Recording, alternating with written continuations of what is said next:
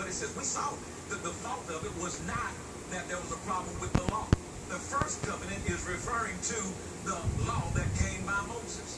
The second covenant is referring to the truth of the law, the covenant of grace and truth that came by Jesus Christ. Now, if the first one had been faultless, well, I just read to you in Romans chapter 7 where it was holy and it was right and it was just. So there was no problem with that. That was a flawless, perfect covenant designed to do exactly what God put it in effect to do. Well, what was the fault? The fault again was we couldn't keep it all. We couldn't keep it all. Now remember James 2 and 10 says if you offend in one, then you're guilty of the whole thing. So imagine trying to keep imagine keeping the 10 commandments plus 613 do's and don'ts. And then if you mess up in one of them, you're guilty of them all. There were do's and don'ts about when to go to the bathroom and all that kind of stuff. Just imagine if you had the bubble gum and you just couldn't keep that law that day. You offended in one. Man, you'd have messed up with the whole thing. So the fault of it was we could not keep it. He said, for if that first covenant had been faultless, then should no place have been sought for the second. Okay? For finding fault with them, he said, behold, the days come, saith the Lord, when I will make a new covenant or a new agreement with the house of Israel and with the house of Judah. He says there's coming a time I'm going to make a new agreement. I'm going to make a new agreement. A new agreement. Now, here's an illustration. We were taping a program last weekend.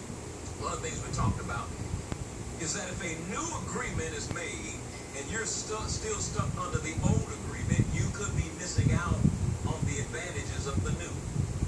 And the illustration is, how many of you remember getting on an airplane, on a commercial airliner? You remember the days when the agreement was don't use your cell phone, right?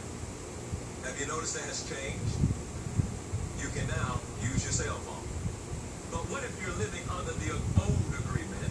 Then you're sitting on the plane, denying yourself of an opportunity of what has been provided for you by the new agreement, so you don't use your cell phone.